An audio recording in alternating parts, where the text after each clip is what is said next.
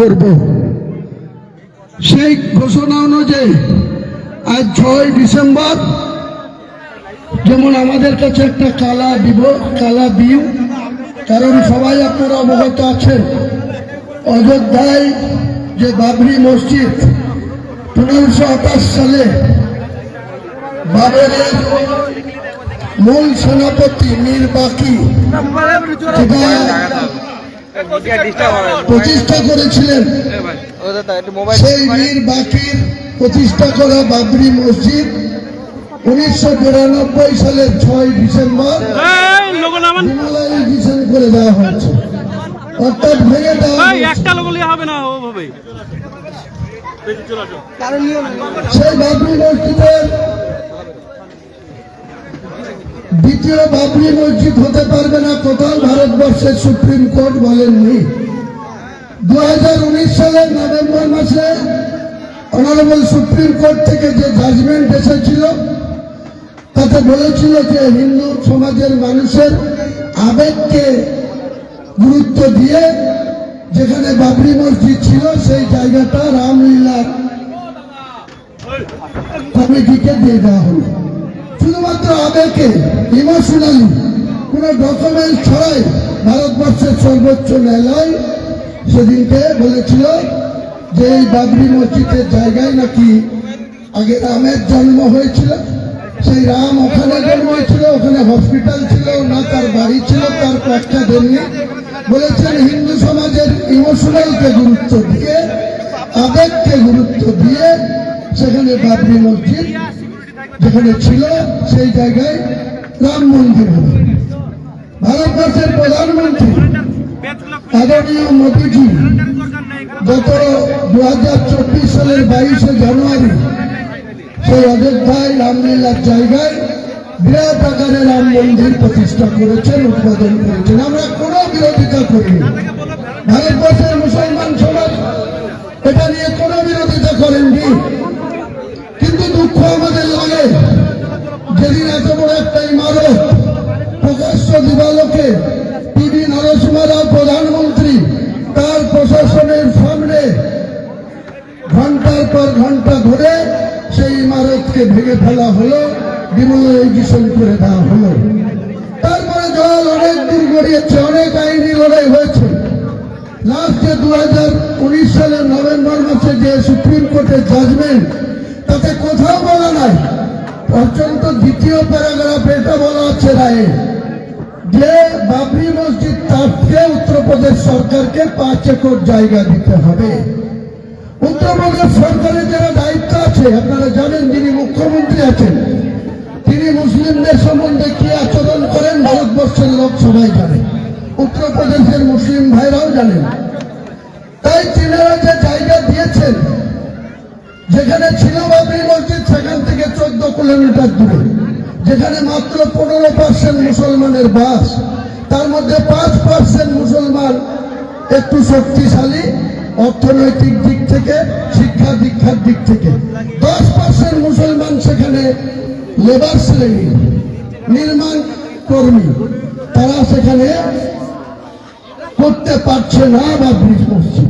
তাই আমার মনে হয়েছিল যে বাংলায় 37% মুসলমান, মুর্শিদাবাদে 72% মুসলমান, বেলগাতে 70% মুসলমান, সেই জায়গাতে আমি একটা বাবরি মসজিদ নির্মাণ করব।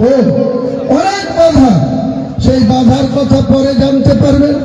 দিনের পর দিন যখন এই কাজ শুরু চলবে, আমি আজকে আবার আপনাদের কাছে ঘোষণা করছি বাবরি মসজিদ নির্মাণ হবে। কোনো শক্তি আটকাতে পারবে না, আটকাতে আসলে আমাদের জীবনের বিনিময়ে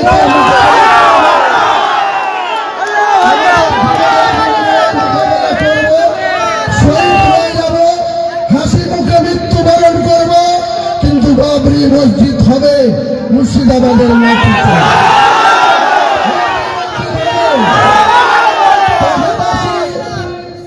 পাশাপাশি একটা ইসলামিক 500 বেডের একটা হসপিটাল হবে। এই যে আমাদের সরকার, স্বাস্থ্য দপ্তরের মন্ত্রী মাননীয় মুখ্যমন্ত্রী, পুলিশ দপ্তরের মন্ত্রী মাননীয় মুখ্যমন্ত্রী, মাইনরিটি দপ্তরের মন্ত্রী মাননীয় মুখ্যমন্ত্রী, আরো অনেক দপ্তর নিয়ে তিনি বসে আছেন। আজকে যান, এখানে যে মিডিয়া আছে, ন্যাশনাল মিডিয়া আছে, তিনারা যান বহরমপুর মেডিকেল কলেজে গিয়ে যদি দেখতে না পান যে একটা বেডে 3 জন করে রুগী শুয়ে আছে, কোন রুগী বেড পায়নি, নিচে শুয়ে আছে, শুয়ে আছে। স্বাস্থ্যের কি অবনতি হচ্ছে, যারা স্বাস্থ্য পরিষেবা পেতে গিয়ে তাদের স্বাস্থ্যের আরো অবনতি হচ্ছে। আর এই সরকারের নেতৃত্বরা আমাকে বাবরি মসজিদ করতে বাধা দিচ্ছে।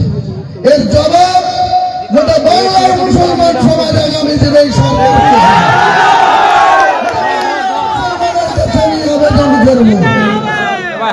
বাংলার মুসলমান সমাজ, এখানে বাংলাতে 7,66,00,000 ভোটারের মধ্যে 2,82,533 জন মুসলমান ভোট আছে। 2,82,533 জনের মধ্যে মাত্র 40 লক্ষ নন বেঙ্গলি মুসলমান ভোট আছে, আর 2,42,533 জন বাঙালি মুসলমান ভোট আছে।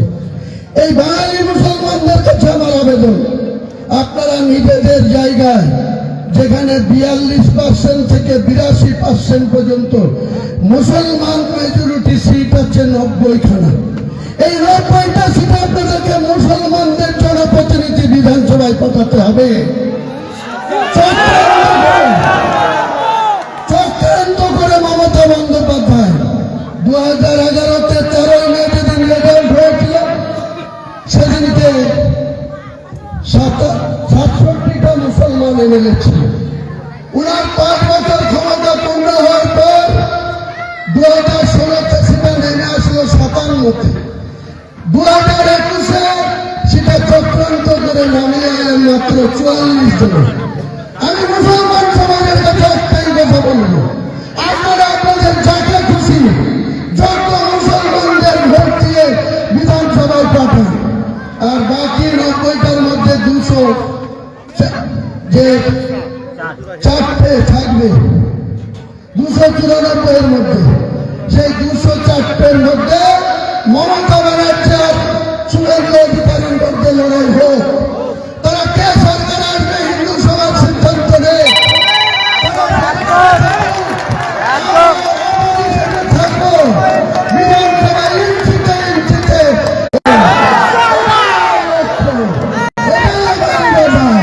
এতে আপনারা আমাকে মন চাইলে নেতা মানবেন, না মানলে যাকে খুশি নেতা মানবেন। মুসলমান সমাজ আপনাদের নিজের পায়ে দাঁড়াতে হবে। তারা চক্রান্তের শিকার হবেন না, তারা প্রয়োজনের পা দেবেন না, কারো কথা শুনে নিজের।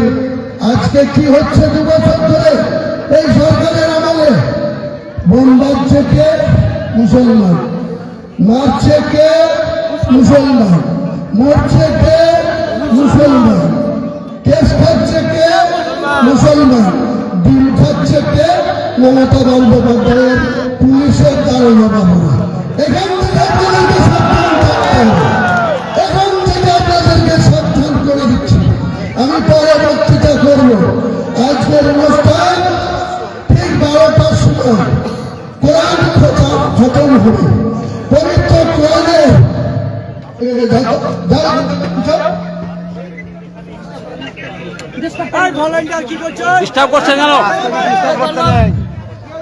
আজকে আরেকটা উল্লেখযোগ্য দিন মুসলমানদের জন্য, আরেকটা উল্লেখযোগ্য দিন, যে পবিত্র কোরআন যেদিন নাজিল হয়েছিল সেই দিন থেকে আজকে 6 ডিসেম্বর 2025 কোরআনের বয়স পূর্ণ হয়েছে 1450 বছর।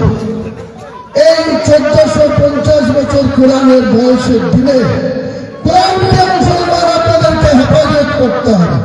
কোরআন কথা আক্রান্ত হলে আমাদের জীবনের আমরা কোরআনকে রক্ষা করব, কোরআনকে হেফাজত করব। এটাই আমাদের প্রথম উদ্দেশ্য বলে দিলাম। দ্বিতীয় উদ্দেশ্য বলে দিলাম, আপনারা সবাই শান্ত হয়ে থাকবেন। আমরা ঠিক বেলা 12টায় এখানে পবিত্র কোরআনের খতম করা হবে। 1.5 ঘন্টা লাগবে না 2 ঘন্টা লাগবে, অনেক হাফেজ সাহেব যারা কোরআন মুখস্থ, তারা কোরআনের খতম শেষ হওয়ার সঙ্গে সঙ্গে এখান থেকে রিমোটে যে জায়গাতে আমার ভিত্তি স্থাপন হবে। আপনাদেরকে আরো একটা কথা বলে রাখি, বেলগামের প্রশাসনের লাগাতার বিরোধিতার জন্য আমি 25 বিঘি জায়গা সাধারণ মানুষের কাছে এখানে ওপেন করিনি। শুধুমাত্র 3 কাটা জায়গার উপরে, আমার 5টির জায়গার উপরে এত বিরোধিতা সত্ত্বেও আমরা আজকে ভিত্তি স্থাপন করছি।